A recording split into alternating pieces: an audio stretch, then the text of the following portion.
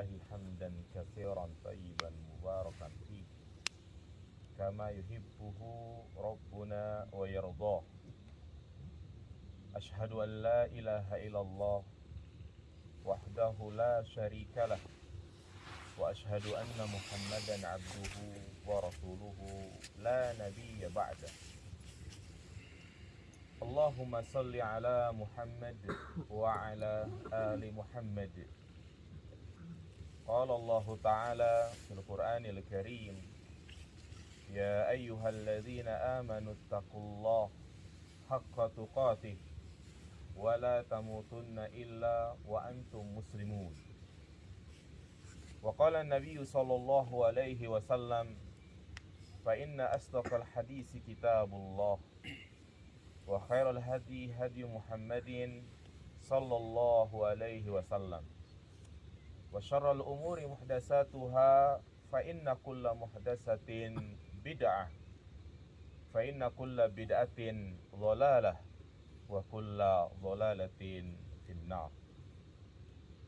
أما بعد أيها الإخوة rahimani wa rahimakumullah, teman-teman karyawan IMT yang dirahmati Allah Subhanahu wa taala. Alhamdulillah, senantiasa dan tidak henti-hentinya kita terus memanjatkan puji dan syukur kita kepada Allah Subhanahu wa taala yang tentunya begitu banyak nikmat-nikmat yang Allah berikan kepada kita, di mana di pagi hari ini kita dalam keadaan aman, dalam keadaan sehat walafiat. Rasulullah sallallahu alaihi wasallam mengingatkan tentang nikmat-nikmat ini yang sering dilalaikan oleh umat manusia. Beliau bersabda, "Man asbaha minkum aminan fi sirbi, mu'afan fi jasadih, wa indahu qutu yaumihi faka'anna mahizat lahud dunya." Barang siapa di pagi hari dalam keadaan aman, dan subhanallah, itulah yang kita rasakan sekarang. Tidak ada rasa kegelisahan, ketakutan, kekhawatiran, aman. Aman dalam beraktivitas dan aman dalam beribadah. Diberikan kesehatan pada badannya, terpenuhi kebutuhan makannya. Apa kata Nabi sallallahu alaihi wasallam? Faka'anna mahizat lahud dunya, seakan-akan terkumpul baginya dunia. Tiga nikmat ini kalau sudah kita dapatkan, kita bisa makan, kita bisa merasakan nikmat aman, nikmat sehat, maka seakan-akan dunia ini milik kita, jamaah sekalian. Dan kita memohon kepada Allah Subhanahu wa taala, duduknya kita di sini menjadi sebab diampuninya dosa-dosa kita, dan juga menjadi sebab diangkatnya derajat kita di sisi Allah Subhanahu wa taala. Karena itulah yang dijanjikan oleh Nabi kita Muhammad sallallahu alaihi wasallam. Beliau mengatakan, "Ala adullukum ala ma yamhullahu bihil khataya wa yarfa'u bihid darajat." Maukah kalian aku tunjukkan perkara-perkara yang itu bisa menggugurkan dosa-dosa kalian dan bisa mengangkat derajat kalian? Tentunya para sahabat mengatakan, "Bala ya Rasulullah, tentu." Apa itu? Isbagul wudu indal makarih, menyempurnakan wudu di saat-saat kita tidak menyukainya. Itulah yang kita rasakan sekarang, jamaah sekalian. Beratnya kita tadi bangun subuh, dingin, ke kamar mandi nyentuh air kayak kesetrum, dingin jamaah sekalian, berat. Tapi kita paksakan diri kita untuk berwudu. Kalau sudah berwudu, rasa ngantuk pun hilang, rasa berat mulai terurai. Karena memang ketika kita tidur dikumandangkan azan subuh, saat itulah syaitan mengikat tubuh kita dengan 3 ikatan jamaah sekalian. Dengan 3 ikatan. Satu ikatan akan terlepas, kita bangun dan membaca doa. Ikatan yang kedua terlepas dengan kita berwudu. Ikatan yang ketiga terlepas kalau kita sudah mengerjakan sholat. Makanya siapa saja yang sering kesiangan sholat subuh, berarti dia diapain? Ikat. Tahu pakai apa itu?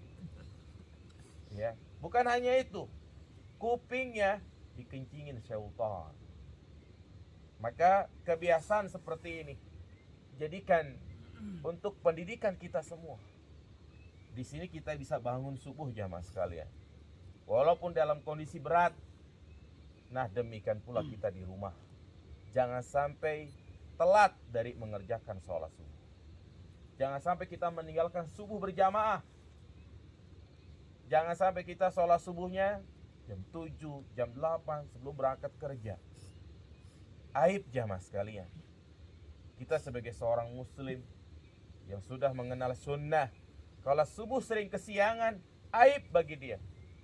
Berusaha untuk mujahadah, berjuang melawan hawa nafsu.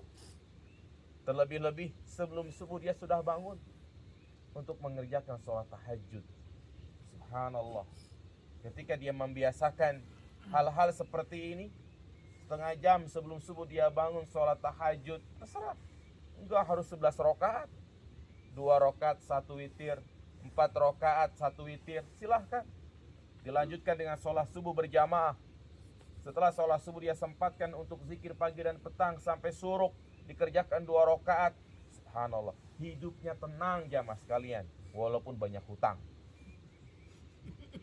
Kenapa? Karena tawakalnya semakin kuat kepada Allah Subhanahu wa taala. Naam dia ikhtiar, naam dia usaha, tetapi Allah Subhanahu wa taala akan memberikan jalan keluar bagi dia. Jadi ya, inilah keutamaan orang yang memaksakan dirinya untuk berwudu agar bisa mengerjakan sholat subuh berjamaah. Karena pada prinsipnya adalah usaha, yakni kita paksakan diri kita. Walaupun antum pasang alarm sampai 3 HP, ya, HP antum, HP istri 2, alarm jam 3:30 semuanya.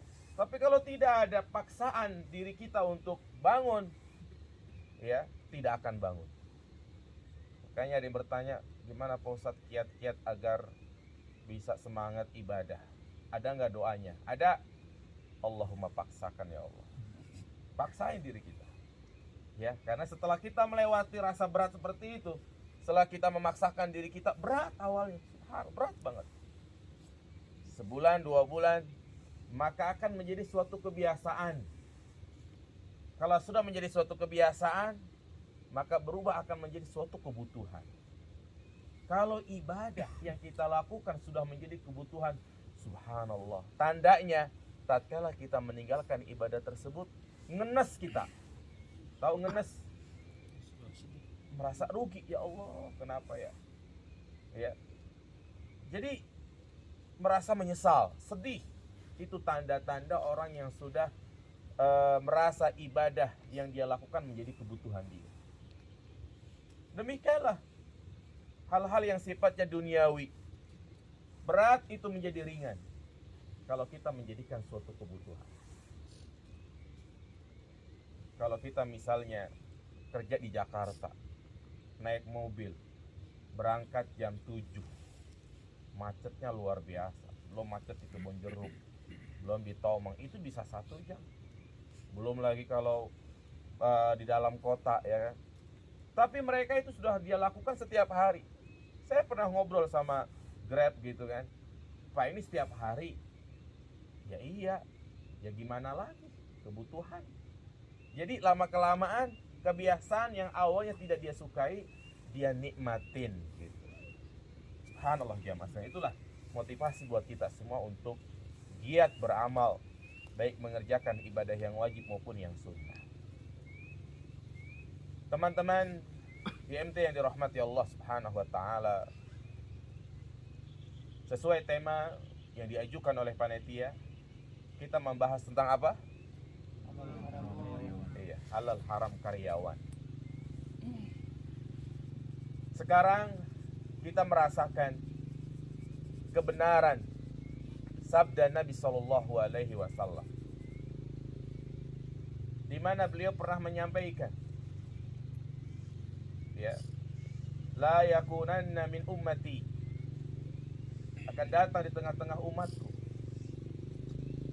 yang mana dia la ya'tiyanna alaikum zamanun, akan tiba suatu waktu, la yubalil mar'u bima akhadha, di mana seseorang tidak memperhatikan dari apa yang dia dapatkan, amin halalin au min haramin, dia tidak peduli lagi apakah itu bersumber dari usaha yang halal atau usaha yang haram. Nyata di zaman sekarang ini, di mana seseorang tidak memperhatikan pekerjaan yang dia lakoni. Yang penting dapat keuntungan, yang penting dapat gaji. Sampai-sampai ada yang bilang seperti ini, yang haram aja susah, apalagi yang halal. Subhanallah jamaah sekalian. Nabi mengatakan akan datang suatu zaman, dan sekaranglah yang kita lihat, ya, banyak orang ingin meraih keuntungan dalam rangka untuk memenuhi ambisinya, dalam rangka untuk menyaingi temannya, tetangganya. Dia tempuh cara-cara yang haram, suaplah, menipu, dan keharaman-keharaman lainnya. Maka tentunya kita sebagai seorang muslim harus betul-betul memperhatikan harta yang kita dapatkan jamaah sekalian. Kenapa? Karena Islam adalah satu-satunya agama yang memiliki perhatian besar terhadap masalah harta. Harta yang kita miliki itu semua akan ditanya oleh Allah Subhanahu wa taala. Akan dimintai pertanggungjawaban oleh Allah Subhanahu wa taala. Kullukum ra'in wa kullukum mas'ulun an ra'iyatih. Setiap kalian wahai manusia adalah pemimpin dan akan dimintai pertanggungjawaban oleh Allah Subhanahu wa taala, terutama dalam persoalan harta. Ada dua hal yang perlu kita perhatikan. Ada dua hal yang hendaknya kita harus menjadikan prioritas utama dalam bekerja. Yang pertama, dari mana kita peroleh harta tersebut, dan yang kedua, kemana kita salurkan. Dua ini akan ditanya oleh Allah Subhanahu wa taala. Apa kata Nabi sallallahu alaihi wasallam? La tazulu qadama ibni Adam yaumal qiyamah hatta yus'ala an arba'. Tidak akan bergeser kedua kaki anak Adam sampai dia ditanya empat hal. Empat hal jemaah. Wa an umrihi fi ma'afna, tentang umurnya untuk apa ia habiskan. Wa an syababihi fi ma'ablah, tentang masa mudanya untuk apa ia gunakan. Dan yang ketiga, Nabi menyebutkan dua hal. Wa an malihi min aina iktasaba wa fima unfiq. Harta yang kita punya semuanya, baju, celana, HP, rumah, motor, aset-aset, itu semuanya akan ditanya oleh Allah Subhanahu wa taala. Dari mana kau dapatkan? Kemana kau salurkan? Subhanallah. Itu jamaah sekalian yang akan ditanya oleh Allah Subhanahu wa taala. Harta yang kita dapat jangan sampai ada usaha-usaha yang haram. Dan harta yang kita salurkan jangan sampai untuk melakukan perkara-perkara maksiat, atau hanya untuk memenuhi keinginan saja. Muslim yang cerdas, dia belanjakan hartanya sesuai dengan kebutuhan, bukan sesuai dengan apa? Keinginan. Itulah prinsip dalam mengatur ekonomi. Ya. Kalau kita mengikuti keinginan tidak akan ada habisnya. Apalagi HP jamaah sekalian, setiap tahun terus ya naik grade-nya. Samsung, iPhone, udah iPhone berapa sekarang? 14. Lu punya belum? Belum, belilah. Belum. Belum pagi 14. Nah itu dia jamaah sekalian. Padahal udah masih punya HP, ganti lagi. Utang dia nggak pikirin. Ya, ini hanya memenuhi keinginan saja. Ya, makanya ketika Allah Subhanahu Wa Taala menyebutkan tentang sifat-sifat ibadur rahman, hamba-hamba Allah yang Allah cintai. Apa diantaranya?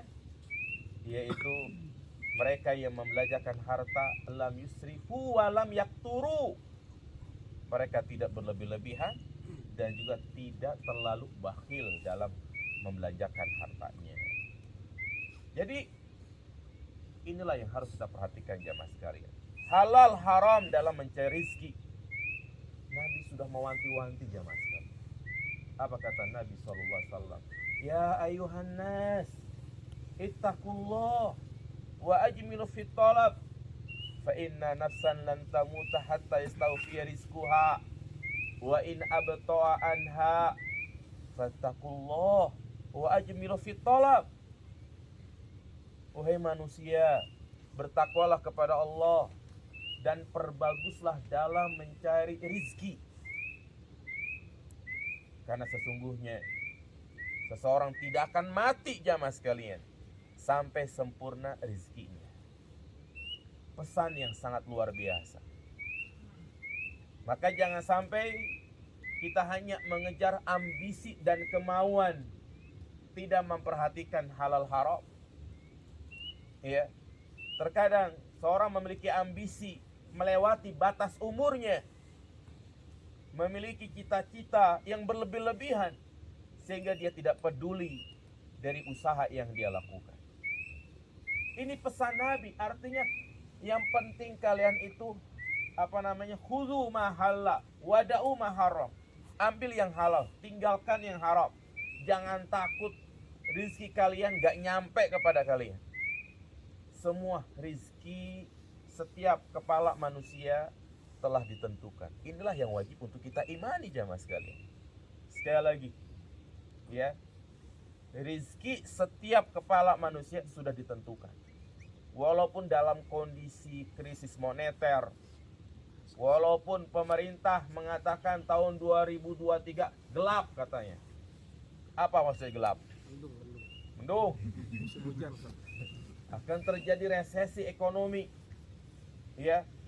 Bahan-bahan pada naik dan yang lainnya. Kagak ngaruh jamaah sekalian. Kagak ngaruh tentang rezeki kita. Rezeki yang Allah sudah tentukan tidak akan tertukar, tidak akan bertambah, tidak akan berkurang. Ini yang wajib untuk kita imani jamaah sekalian. Jangan takut. Jangan sampai dalam situasi dan kondisi dia sulit, dia mengambil dengan cara-cara yang haram. Ya. Makanya kemarin saya sampaikan, gak apa-apalah tangan kotor, yang penting hasil bersih, daripada tangan bersih hasil kotor. Lihatlah figur kita, yakni Nabi kita Muhammad SAW. Beliau sangat wara, berhati-hati, ya, di dalam masalah mendapatkan harta. Yang mana kita tahu beliau adalah orang yang sudah diampuni dosa-dosanya, dimasukkan ke dalam surga, bahkan surga dibuka olehnya. Tapi beliau begitu perhatian dalam masalah soal persoalan harta. Hatta masalah kecil jamaah sekalian. Apa kata beliau? Wa inni la anqalibu ila ahli. Aku kembali ke keluarga. Pulang Nabi. Kemudian beliau mendapati sebutir kurma berada di atas kasurnya. Beliau ambil dan beliau hendak masukkan ke mulut. Gak jadi. Teringat khawatir kurma tersebut adalah hasil sodakoh. Karena haram bagi seorang nabi dan keluarganya menerima harta sodakoh. Ini menjadi kekhususan beliau.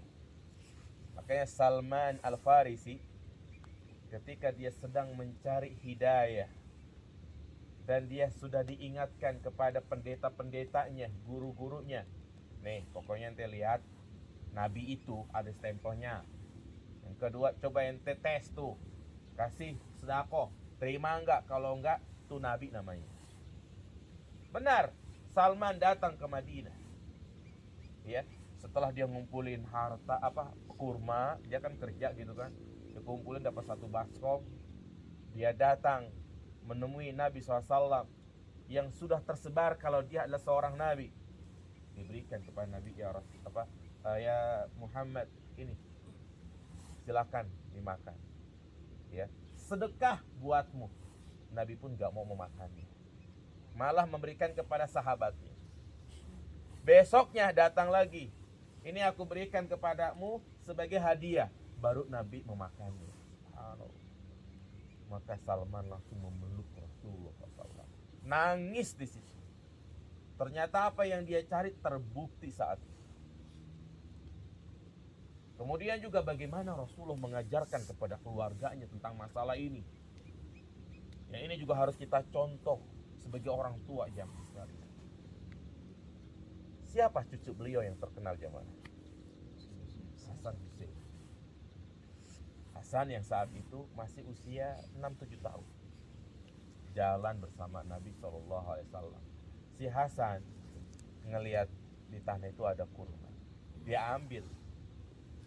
Ya, dia sudah makan. Apa kata Nabi SAW? Ki, lopain lagi setelah. Buang lagi, buang. Karena kau khawatir kurma itu adalah sedekah. Kehati-hatiannya luar biasa.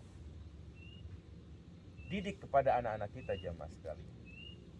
Kadang anak sekolah kita lupa kasih duit, atau kita kasih duit cuma 5.000.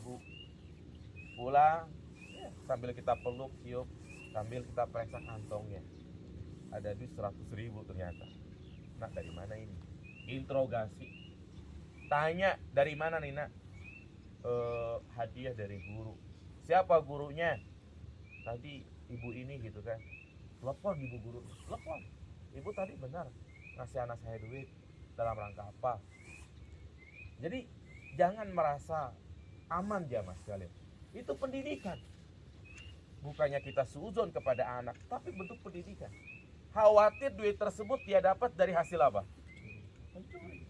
Kalau dari kecil sudah mencuri, naudzubillah jamaah sekalian, akan terbiasa sampai besar. Ya, apalagi di zaman sekarang. Prinsip mendidik anak itu adalah tanamkan rasa suudzon sama anak jamaah. Bukan apa? Bukan husnuzon. Iya, suudzon. Kok ya? Kan kita harus suudzon, Pak Ustadz. Maksudnya antum harus suudzon sama anak. Artinya udahlah, bukan husnuzon, yang udah biarin sama anak. Tadi juga dia pulang. Gitu kan? Itu namanya husnuzon. Tapi kita harus cek dan recheck. Ketika dia keluar rumah, kemana dia pergi, kemana dia bergaul. Karena di zaman sekarang maudzubillah jamaah sekalian, pergaulan dahsyatnya luar biasa. Banyak memakan korban gitu kan karena salah bergaul. Sampai ada orang tua yang nangisnya luar biasa. Nih, saya dapat cerita gitu. Ada dia anaknya dibangga-banggain banget. Hafal Quran 15 juz ya mas sekali. Ya, senang dia. Kenapa? Kalau pulang ke rumah libur dari pondoknya, dia masuk kamar. Udah, jarang keluar paling makan doang. Bahkan seringkali teman akrabnya datang, dan kalau sudah main lama tuh, seharian nggak pulang. Ya, sesekali orang tuanya ingin melihat, terkunci. Ya, selain bangga anaknya itu nggak bergaul di luar, tapi ada rasa curiga. Ini orang ngapain di kamar berduaan gitu, sama-sama cowok lagi gitu kan. Gunci lagi. Ketika keduanya pergi, orang tua yang memberanikan diri masuk kamarnya cek HP. Ya Allah, dia lihat banyak video udah kayak suami istri lagi. Lihat di situ ya mas ya, homo. Anak yang dia banggakan salah pergaulan. Kalau sudah terjadi seperti ini, siapa tanggung jawab? Hah? Ya itulah, orang tua harus sudut sama anak. Ya, HP harus diperiksa historinya, apa yang dia buka, dia WA ke siapa, IG-nya pertemanan sama siapa. Jangan sampai dia masuk grup ternyata grup pelangi, kan ngeri kayak gitu ya, bahaya jamaah sekalian. Baik, jadi itulah pendidikan Rasulullah SAW, bagaimana menanamkan ya agar keluarganya terbebas dari harta yang haram. Abu Bakar As-Siddiq radhiyallahu taala, sahabat yang sangat mulia. Beliau sangat wara, begitu perhatian terhadap masalah harta. Pernah suatu ketika ada seorang datang kepada beliau memberikan makanan. Lu dimakan itu, lu dimakan. Habis. Abu Bakar bertanya, dari mana kau dapatnya? Oh, itu tadi makanan hasil usaha di masa jahiliyah. Usaha apa? Saya dulu pernah jadi peramal. Peramal namanya apa? Dukun. Ya, hasil itu saya beli makanan, kemudian aku berikan kepadamu. Subhanallah, langsung Abu Bakar masukin jarinya ke elak-elakannya, tahu? Tenggorokannya. Dia muntahin. Padahal kan kalau kita nggak tahu ya sudah, ini subhanallah dia muntahin ya mas sekalian. Jadi mereka begitu waspada dari yang namanya sumber makanan yang haram. Kemudian sahabat Sa'id bin Zaid, dia dituduh oleh seorang wanita yang bernama Arwah bintu siapa saya lupa itu. Ya, wanita ini kemana-mana ngomong tuh Sa'id bin Zaid tuh ngambil tanah saya tuh. Iya, tanah saya diambil. Hingga akhirnya pun dibawa ke pengadilan. Maka Sa'id bin Zaid pun dipanggil. Apakah engkau ngambil tanahnya si Arwah? Apakah Sa'id? Wahai hakim, setelah aku mendengar sabda Nabi SAW, maniktata ashibran minal ardi tuwiqahu ila sabi aradin, barang siapa yang mengambil sejengkal tanah, maka nanti pada hari kiamat akan dikalungkan kepadanya 7 lapis tanah. Subhanallah. Hakim setelah mendengar seperti itu agak gemeter dia. Sudah, langsung percaya. Artinya gak mungkin sekelas dia itu mengambil tanah sejengkal saja dia takut. Ya, akhirnya dia bebas dari. Tadi sudah saya sampaikan bahwasanya syarat itu pertama tidak boleh menyelisih apa? Syariat. Yang kedua tidak boleh merugikan dari salah satu kedua belah pihak. Iya. Dan yang ketiga adalah melihat urf yang ada. Jika memang syarat tersebut dinilai menyalahi kebiasaan urf yang ada, ya, maka syarat tersebut batal. Makanya di sini kalau ada perusahaan yang seperti itu nggak boleh, ya karena sekarang kita urfnya ya namanya kalau kita sudah resign sudah terserah kita ya kan, mau bisnis yang sejenis, bahkan mungkin kita menawarkan barang kita kepada yang awalnya adalah customer kita gitu ya, nggak masalah. Nah, persaingan bisnis yang penting sehat, yang penting jangan jelek-jelekin gitu kan, yang penting kita jangan menurunkan harga di bawah pasaran banget, begitu. Jadi persyaratan yang seperti itu mungkin secara urufnya itu menyelisih ya kan. Sekarang di mana ada syarat seperti itu? Ini jelas menzolimi siapa ini berarti ini? Karyawan. Menzolimi karyawan. Makanya saya memandang ya syarat tersebut ya tidak bisa diterima. Jadi seperti itu ya mas sekalian. Silakan, ada lagi? Ya. kalau misalkan apa namanya untuk kebutuhan karyawan untuk menggunakan kerjanya seperti Iya. kalau salah saya adalah dia membutuhkan motor gitu. Nah, Ternyata kalau dulu motor yang dia miliki itu ya tidak support ya lebih ke ya kurang bagus lah kan.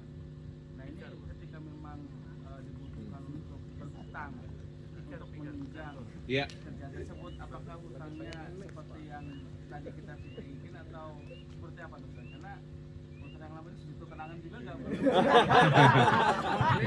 Ini nyindir ya? Ini nyindir. Iya.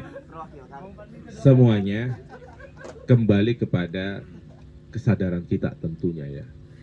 Iya. Artinya kembali kepada kebutuhan. Apabila itu adalah suatu hal yang prinsip ya, dan memang motornya tidak nyaman ya kan, bahkan sering jajan, maka tidak masalah, boleh jamaah sekalian.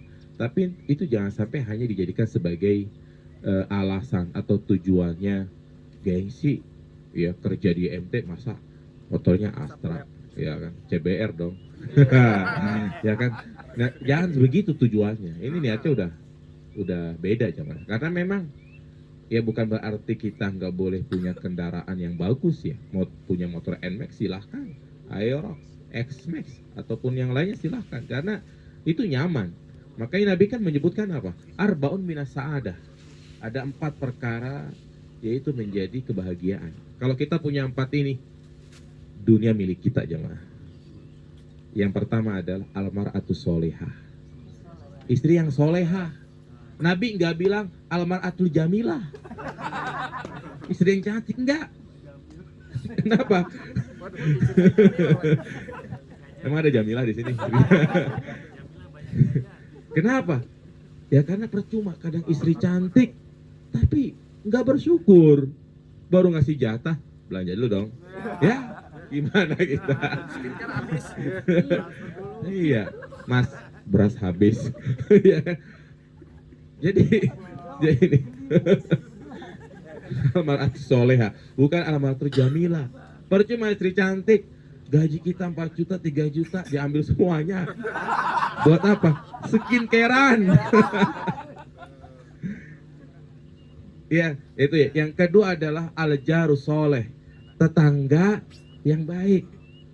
Antum tinggal di mana saja, di rumah mewah, BSD, Gading Serpong, kalau tetangganya miara anjing, nyaman gak jamaah? Nggak nyaman. Iya. Kalau tetangga setiap setiap minggu nyanyi-nyanyian ya kan, nggak nyaman kita.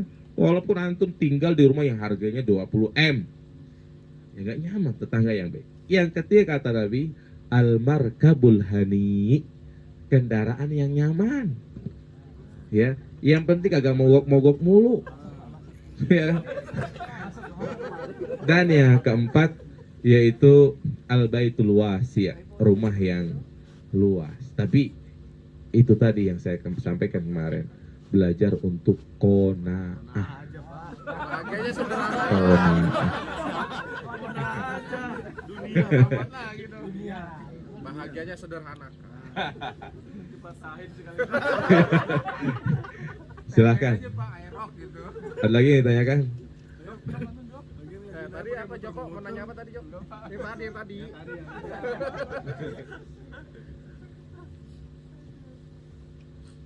Ya, kalau tidak ada kita cukupkan ya. Ya silakan. Udah berontak deh jiwa. Ya silakan. Jiwa konahnya udah berontak ini. Iya.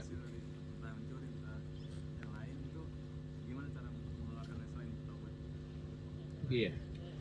Nah, ya tentunya pertanyaan ini adalah langkah awal ya untuk bertaubat kepada Allah Subhanahu wa taala. Makanya saya bahagia ketika ada orang bertanya, "Pak Ustadz, gimana saya dulu pernah makan makanan yang haram segala macam." Maka itu langkah awal bagi dia untuk bertaubat kepada Allah Subhanahu wa taala. Kadang hal-hal yang dulu menjadi suatu hal yang lumrah, setelah kita pelajarin fikihnya, kita baru tahu, oh ternyata nggak boleh ya.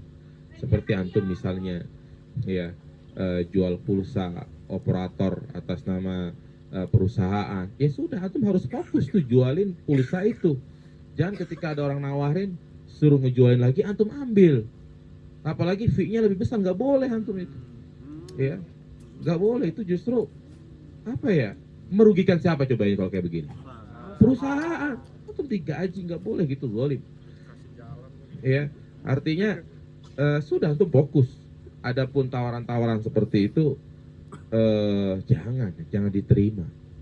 Ya, kalau mau jelas sudah. Artinya kalau antum anggap perusahaan yang lain itu hijau, udah resign dari perusahaan ini, antum ambil perusahaan yang itu. Jangan bekerja di dalam pekerjaan gitu kan. Iya, artinya udah jangan nyindir gitu kan.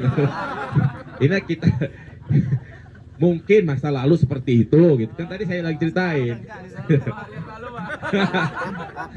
Ya nggak boleh ya, artinya kita berusaha untuk apa namanya ya, belajar tadi amanah, berterima kasih sama orang yang ngasih kerjaan. Ini khianat namanya ya kan, khianat. Iya, kalau diketahui sama owner antum gimana, marah nggak? Iya ya, sekarang kayak misalnya antum punya istri ya kan, dibeliin skincare, dirawat, jerawatnya hilang, udah cakep dicium orang.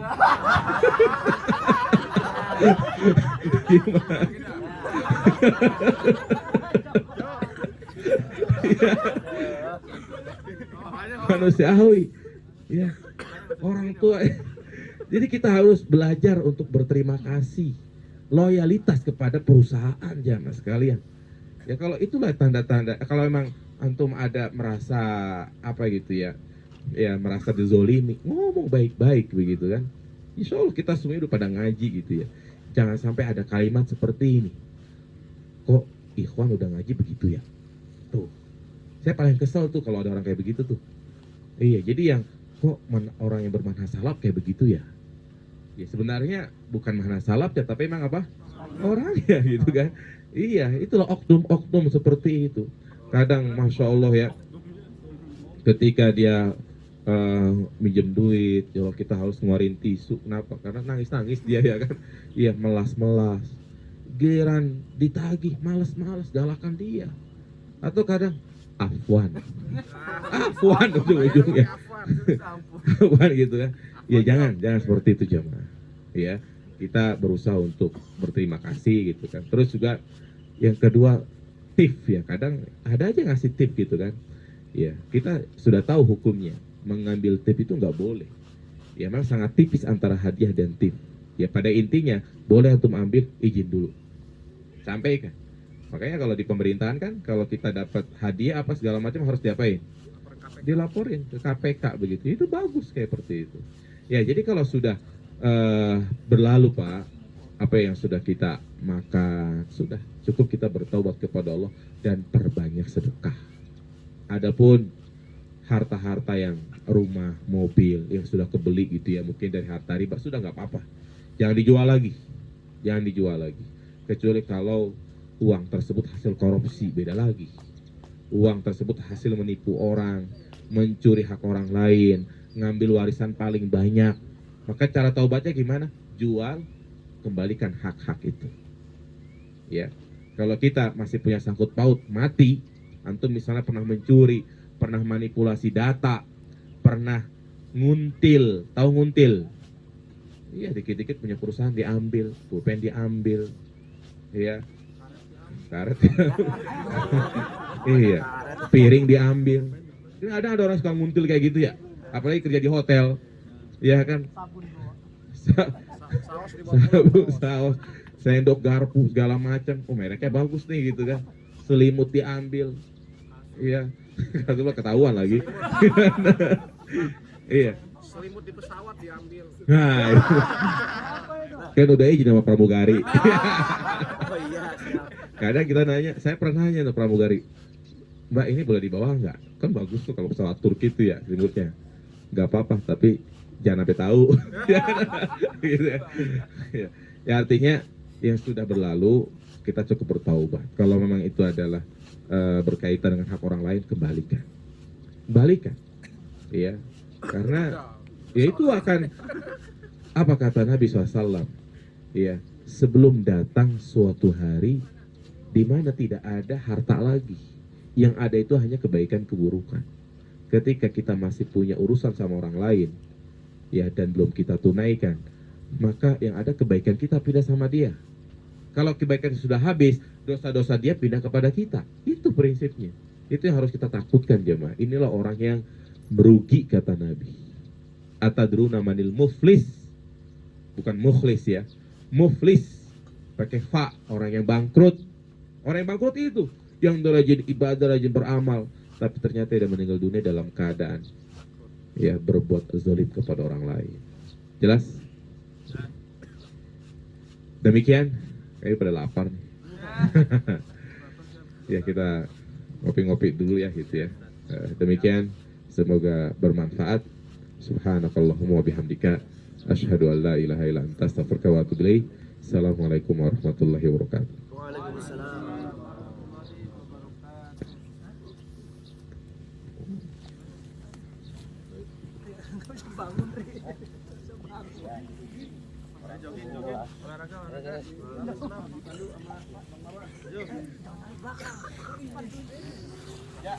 olahraga.